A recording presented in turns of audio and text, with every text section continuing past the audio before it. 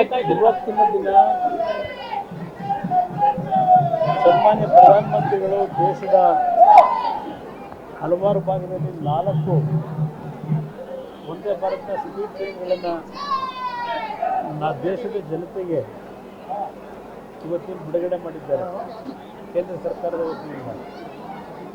ಇವತ್ತು ಎರ್ನಾಕುಳಂನಿಂದ Sangolli Rayanna railway station ಬೆಂಗಳೂರಿಗೆ ಬೆಳಗ್ಗೆ 8 ಗಂಟೆಗೆ ಹೊರಟಂಥ ನಮ್ಮ ಇಂಡಿಯನ್ ರೈಲ್ವೇಸ್ನ ರೈಲನ್ನು ಇಲ್ಲಿ ರಿಸೀವ್ ಮಾಡ್ತಕ್ಕಂಥದ್ದಕ್ಕೆ ಇವತ್ತು ಒಂದು ಕಾರ್ಯಕ್ರಮ ಏರ್ಪಾಡೇನಾಗಿತ್ತು. ಆ ಕಾರ್ಯಕ್ರಮಕ್ಕೆ ಭಾಗವಹಿಸಿದ್ದಾರೆ ದೇಶದ ಪ್ರಧಾನಮಂತ್ರಿಗಳು ಹಾಗೂ ಅವರ ಒಂದು ನಾಯಕತ್ವದಲ್ಲಿ ನಮ್ಮ ರೈಲ್ವೆ ಮಿನಿಸ್ಟರ್ ಏನಿದ್ದಾರೆ ಅಶ್ವಿನಿ ವೈಷ್ಣವ್ ಅವರು ಉತ್ತಮವಾದ ರೀತಿಯಲ್ಲಿ ವಿಶ್ವಕ್ಕೆ ಸರಿಸಮಾನಾದಂಥ ರೀತಿಯ ಒಂದು ರೈಲ್ವೆಯ ವ್ಯವಸ್ಥೆಯನ್ನು ಮಾಡ್ತಕ್ಕಂಥದ್ರಲ್ಲಿ ಪ್ರಧಾನಮಂತ್ರಿಗಳ ಒಂದು ಆತ್ಮನಿರ್ಭರ ಭಾರತ್ ಏನಿದೆ, ವಿಕಸಿತ ಭಾರತ್ ಅಂತಕ್ಕಂಥದ್ದೇನಿದೆ, ಆ ನಿಟ್ಟಿನಲ್ಲಿ ದೇಶದಾದ್ಯಂತ ಇವತ್ತು ಅತ್ಯುತ್ತಮವಾದಂಥ ಅತ್ಯಾಧುನಿಕವಾದಂಥ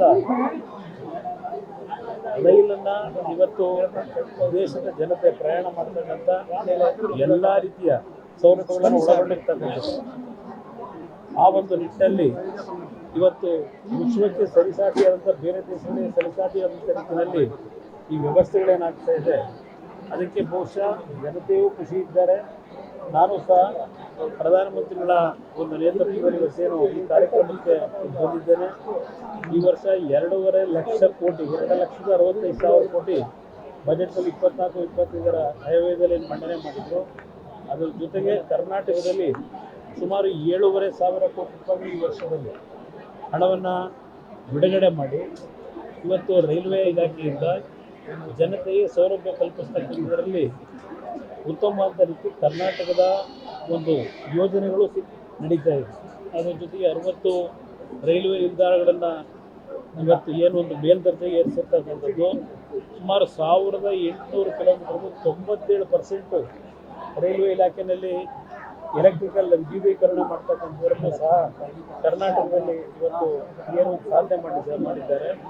ಎಲ್ಲದಕ್ಕೂ ನಾವು ಅವರು ಅಭಿನಂದಿಸ್ತೇವೆ. ಇದನ್ನು ಹೊರತುಪಡಿಸಿ ಪೊಲಿಟಿಕಲ್ ಇವತ್ತು ಸಿಎಂ ಡಿಸಿಎಂ ಪ್ರೆಸ್ ಮೀಟ್ ಮಾಡಿ ವೋಟ್ ಚೋರಿ ಆಗಿದೆ, ನರೇಂದ್ರ ಮೋದಿ ಸರ್ಕಾರ ಗೆದ್ದಿರೋದೇ ವೋಟ್ ಚೋರಿಯಿಂದ, ಗೆಲ್ತಿರೋದೇ ವೋಟ್ ಚೋರಿಯಿಂದ. ನರೇಂದ್ರ ಮೋದಿ ಅವರ ಬಗ್ಗೆ ಅವರು ಚಾರ್ಜ್ ಮಾಡೋದು ವೋಟ್ ಚೋರಿ ಬಗ್ಗೆ.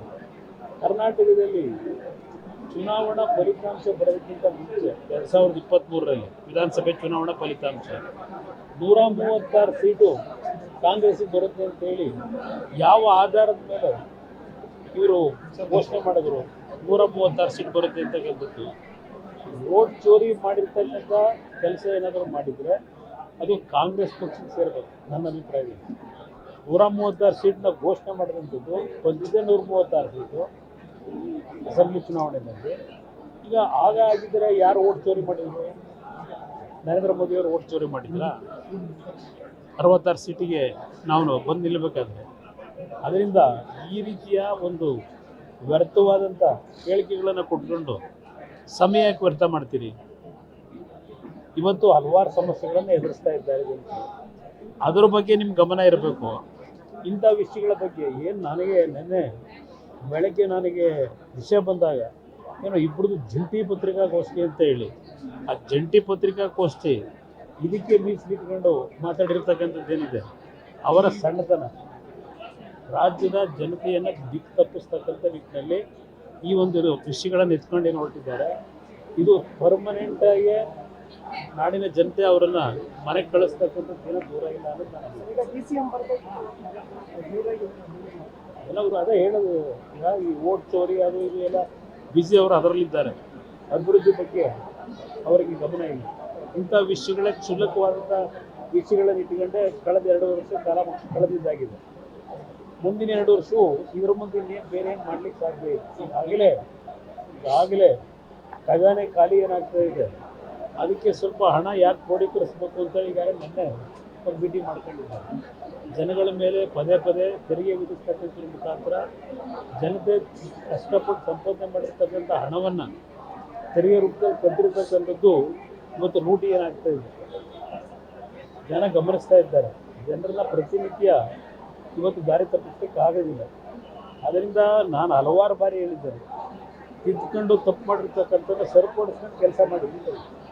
ಆದರೂ ಅವರಿಗೆ ಬುದ್ಧಿ ಬರ್ತಿಲ್ಲ ಅಂತಕ್ಕಂಥದ್ದು ನನ್ನ ಅಭಿಪ್ರಾಯ. ಸರ್ ನೆನ್ನೆ ಗಬ್ಬು ಸಭೆ ಮಾಡಿದ್ದಾರೆ ಸರ್, ಮಾಲೀಕ 50 ರೂಪಾಯಿ ಕೊಡಬೇಕು ಅಂತ ಹೇಳ್ತಾರೆ, ಬಟ್ ಮಾಲೀಕರು ಒಪ್ಪಿಲ್ಲ. ಆದ್ರೂ ಕೂಡ ಒಂದು ನಿಮಿಷ ಬ್ರದರ್, ಅವರು ಪ್ರಧಾನಮಂತ್ರಿಗಳು ಪತ್ರ ಬರೆದರು ಅವ್ರ ಮೇಲೆ ಮುದ್ರೆ ತೋರಿಸ್ಲಿಕ್ಕೆ. ವಿಧಾನಸಭೆಯಲ್ಲಿ ಒಂದು ಬಾರಿ ಇದೇ ಈ ಮುಖ್ಯಮಂತ್ರಿ ಇವರೆಲ್ಲ ಈಗ ಸೇವಂತಿಗೆ ಓನ ಕಿವಿ ಮುಡ್ಕೊಂಡು ಹೋಗಿದ್ದು ಇನ್ನೂ ನನಗೆ ನೆನಪಿನಲ್ಲಿದೆ. ಆ ಕಿವಿಗೆ ಹೂ ಮುಡ್ಕೊಂಡು ಹೋದಂಥವ್ರು ಏನಿದ್ದಾರೆ, ಈ ಕಳೆದ 2.5 ವರ್ಷದ ಪ್ರತಿನಿತ್ಯ ರಾಜ್ಯದ ಜನತೆಗೆ ಕಿವಿ ಹೂ ಮುಡಿಸ್ತಾ ಇದ್ದಾರೆ. ನನ್ನ ಅಭಿಪ್ರಾಯದಲ್ಲಿ ಪ್ರಧಾನಮಂತ್ರಿಗಳು ಕಳೆದ ವರ್ಷದ ಇಳುವರಿ, ಕಳೆದ ವರ್ಷದ ಕಬ್ಬು ಬೆಳೆಗಾರರಿಗೆ ಬಂದಂಥ ಅವತ್ತಿನ ಒಂದು ಕಳೆದ ವರ್ಷದ ಆರ್ಥಿಕ ವರ್ಷದಲ್ಲಿ ಏನು ರೈತರಿಗೆ ಲಾಭ ಬಂದಿರ್ತ, ಲಾಭ ಅಂತ ಹೇಳಲ್ಲ, ರೈತರಿಗೆ ದೊರಕಿರ್ತಕ್ಕಂಥ ಹಣದ ಆಧಾರದ ಮೇಲೆ 25-26 ಸಾಲಿಗೆ ಅವರು 10.5 ಇಳುವರಿ ಇರ್ತಕ್ಕಂಥ ಕಬ್ಬು ಬೆಳೆಗಾರರಿಗೆ 3,550 ರೂಪಾಯಿ ಫಿಕ್ಸ್ ಮಾಡಿದ್ದಾರೆ. 10.55 ಅದಕ್ಕೀಗ ಆಗಲೇ ಅವರು 3,550 ರೂಪಾಯಿ ಕೊಡಬೇಕು ಅಂತ ಫಿಕ್ಸ್ ಮಾಡಿದ್ದಾರೆ. ನಿನ್ನೆ ಬೆಳಿಗ್ಗೆಯಿಂದ ಏನು ಮ್ಯಾರಥಾನ್ ಮೀಟಿಂಗು ಮಾಡಿರ್ತಕ್ಕಂಥದ್ದೇನಿದೆ, ನಿನ್ನೆ ದಿನ ಅವ್ರೇನು ಇವತ್ತು ಆದೇಶ ಮಾಡಿದ್ದಾರೆ, ಸರ್ಕಾರದ ಆದೇಶ 10.25ಕ್ಕೆ 3,300 ರೂಪಾಯಿ ಅಂತ ಹೇಳಿದ್ದಾರೆ. 11.5 ಇದ್ರೆ 3,300, ಇಲ್ಲೇ ಇದ್ರೆ 3,200 ಏನೋ ಮಾಡಿದ್ದಾರೆ, 180 ಮಾಡಿದ್ದಾರೆ. ಇಲ್ಲಿ FRP ದರ 10.25 ಕೇಂದ್ರ ಸರ್ಕಾರ ಇವತ್ತು ನಿಗದಿ ಮಾಡಿರ್ತಕ್ಕಂಥದ್ದೇನಿದೆ 3,550 ರೂಪಾಯಿ, ರೈತರು ಕೇಳಿದ್ದು 3,500.